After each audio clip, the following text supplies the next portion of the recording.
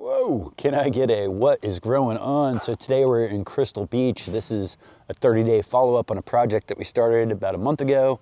Right now we're almost in the middle of September and guys are back kind of doing a little bit of detail work, pulling some weeds, touching up with some mulch and touching up some pine needles. I'm gonna turn the camera around and kind of show you what's growing on here.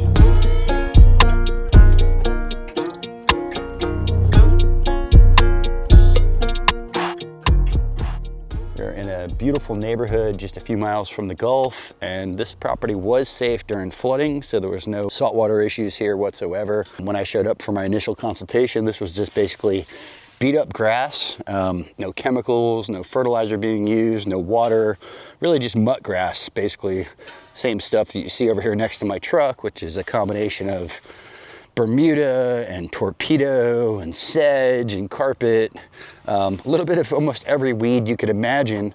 Obviously these larger bamboos are here. Client already had some Mexican sunflower, some of the giant milkweed back there, a lot of cool stuff throughout the yard, and just wanted to grow more edibles. So what we ended up doing on this consultation, which was a little bit different than most, was no design. Client here said, this is the front yard, give me a budget, give me an idea what you can do with it, and let's go forward. So kind of put something together here with a couple of different rows, working our way down up towards the house. And what you can see we've done here is we have fruit trees with bananas in between, or fruit trees with the support plant in between, clumping grasses, and there is a little bit of slope here to the front yard, so we chose a lot of those grasses to stop any type of potential erosion issues, because the house does sit much lower. Obviously, so does that pool area. But we used a lot of pine needles here, and that's something that we're doing today, is bringing back more pine needles for these paths, kind of touching up with some mulch to hopefully help some of that weed penetration, and that has definitely been one of our biggest issues. Whoa, hey, got mulch? What's growing on, dude? Oh, and wheelbarrows are getting a workout. I like it. What is it? So we chose to put the mulch under the pine needles, hopefully slow it down a little more. Yes, sir. Is that the plan? Yes, sir. Okay. We got lots of yes sirs going on around here. All right, guys, so I want you guys to leave some comments down below and tell me what you would do. So biggest issue, biggest struggle we've had here on this site is weed penetration. Client here is awesome. She's very involved with the garden. She's outside every day, but she's tired of being outside pulling weeds every day, trying to get them while they're small, trying to stay on top of them. And let me tell you, we did a double sod cut here, went as deep as we could go. I mean, we grubbed. After we came back a couple days later, after all the site prep was done, we even grubbed again any areas that come up. So we've kind of done everything that we know possible for prep prior to the installation. Now we're at a point where we want to maintain, and we obviously don't want this garden to get overrun with weeds. We've had, let's just face it, a couple through the years, especially the ones where the clients aren't so involved, where the weeds end up taking over. And that's obviously the last thing we want. We want the garden to thrive. We don't want the clients to be out here battling torpedo grass, be out here battling nutsedge. One of the other follow-ups I have coming for you guys next week, client has no weeds. Difference there is we used heavy cowpea. In the areas we don't have the cowpeas, having really, really good success with vinegar. Told the client here about the vinegar. I know she's been playing with it a little bit.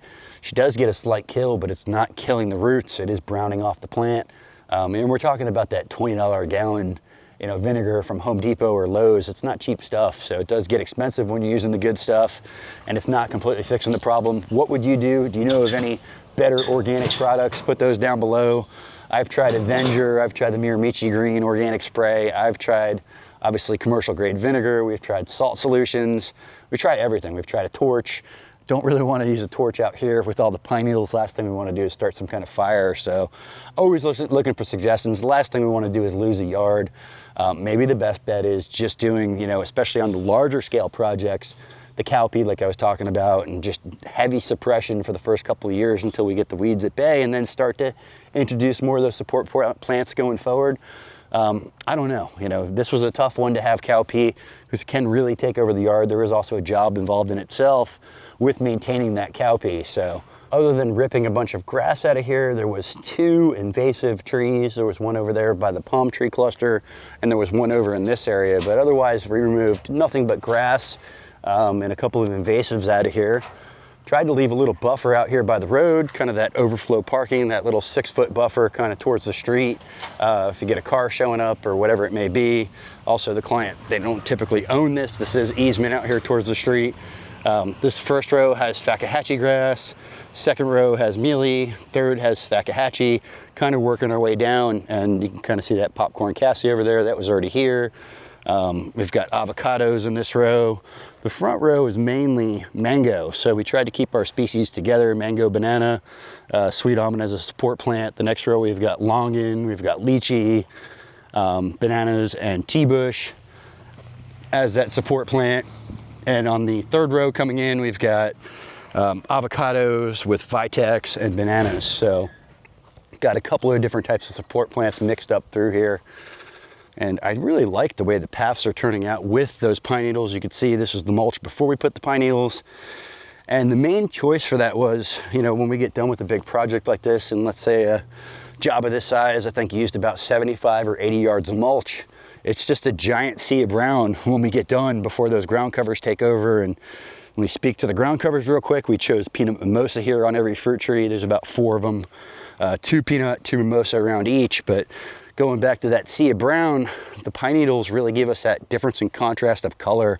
So when we're getting done initially, you know, we have 2 different color browns maybe. You know, a lot of times you guys see us doing those shell paths or hardscapes. Not something the client wanted to do here, so we went with the pine needles, and I really love the look. I think it turned out great. We're adding another 60 bales today. The old dump trailers here putting in work, and there's all those bales of pine needles. So pine needles for days. 95% of the work here was done in the front yard, although we did a little irrigation and cleanup in the back, and then a fair amount of zone 1 veggie garden work over there. But you can see little tiny mangoes, and that's the way we like to start those mangoes. We can have a heavy fruit, or we can start to get our first crops here probably within 2 to 3 years. With a little bit of pruning, we'll end up with 8 to 10 foot trees holding 200 fruits per tree within a couple of years. We don't want to have a 50-foot mango out here. Luckily, we've got no power lines along the front to worry about. Ooh, this is looking really good. Client wanted to get a little bit more privacy going back into this area. We put a couple of pieces of bamboo in. That is that RG dwarf. That's that little sister to the graceful variety. And you can kind of see here how the paths go, and unfortunately all the pine needles are kind of sitting on that main run, but it gives you an idea how we come in, we split. We have a little island up over here. We got some firebush, Japotacaba, tried to get it in the shade, dragon fruit kind of starting to take its way up that palm tree. But beautiful pine needle paths. Ooh, Jabba looks happy. Hey, what are we gonna do about all these weeds, dude? Pulling weeds. What's the solution? You ready to start spraying Roundup? I mean, what are we going to do here? No. What are we going to do? How are we going to stop them? Pulling weeds. You're just going to keep pulling them and pulling them and pulling them? I got 2 hands. You're going to pull them for the rest of your life? Yeah. Okay. Better than poison. Better than poison, this is true. So what, do you think every other day weeding, or how often we got to be out here to stay on top of this? Pretty much. Pretty much. Okay. Okay. It's a commitment. It is a commitment. Where was it the worst? Was it in the paths? Up around the corner was the worst. Getting closer to that torpedo grass zone? Yeah. Okay. Well, this looks really good. So, fresh pine needle, couple week old pine needle. It's already started to kind of mat down a little bit, show you that difference. Black Suriname cherry. We've got a lot of that native tea bush, Barbados cherry. New plant that I'm really excited about. This is a white pineland heliotrope. This is a Florida native, and what's so interesting about this, it's actually native very close to our shop in Pasco County area. So it should do well by me. Had a client in Dunedin who had it growing and had a beautiful patch, looked really nice. Sugar apple, porterweed was already here. Everything that was coming back, cut back, is coming back really nice, huh?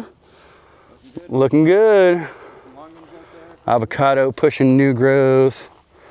There was irrigation here. It hadn't been ran in years. So the guys ended up redoing all the valves, put a timer in. Basically, there was about 15 ball valves. If you know what a ball valve is, for each zone, nothing was set up to work on a timer. There was no actual valves in place that were, electronically or battery powered or whatever it may be. We did put a star fruit in here, tried to get it in the most protected spot of the yard. Looks pretty good. I see a little new growth coming. There's our sea grape, and these are some more of the bamboos that were already established. Let's go check out that zone 1 garden. But now you can really see, so old pine needles, fresh mulch before we put the pine needles, and freshly pine needled. So pine needles for days. Pine needles run about $6 to $10 a bale, depending on where you're getting them. And I want to say one bale covers about 70 square foot, a few inches deep. So it doesn't cover a huge area, but it really gives a neat native look. And like I said, it's all about that contrast. Shake it, shake it, shake it. Don't break it. Whoa, whoa, whoa. These guys are having too much fun over here. Every day, living the dream. 1 yard at a time. That's right, you heard that. And this is that little zone 1 veggie garden where we basically just did some weeding. The Dune sunflower is already here, plumerias, peach, moringa, a lot of the stuff was already here. We ended up refilling some of these beds with compost and adding some irrigation. Some more birdie or vigoro beds. Looks like they are freshly planted and finally getting some water. I see the bees working over here. Ooh. I see you guys, hard at work. All right, so a little step out the house, zone 1 veggie garden. And then we've got a zone 2 and 3 food forest right in the front yard. All right, in case you guys were wondering, project like this took our team about 7 days from start to finish. I believe we started on a Tuesday, came back on another Tuesday. So we did Tuesday through Friday and we were wrapped up by a Thursday.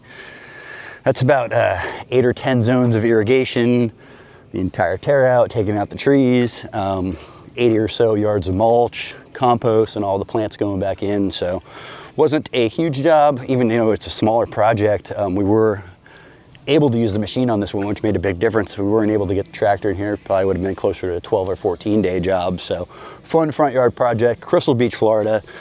I actually kind of grew up right here in the Palm Harbor area and then Newport Richey. So we're kind of just south of that. Like I said, really close to the coast. We're in Pinellas County. Hope you guys enjoyed this fun project. Really cool front yard food forest. Not a lot going on. Like I said, edible wise in the backyard. The party is in the front over here. So even more exciting. I hope you guys liked this quick video. If you did, drop me a comment, drop me a like. Most importantly, get out there, pound some dirt, start a food forest.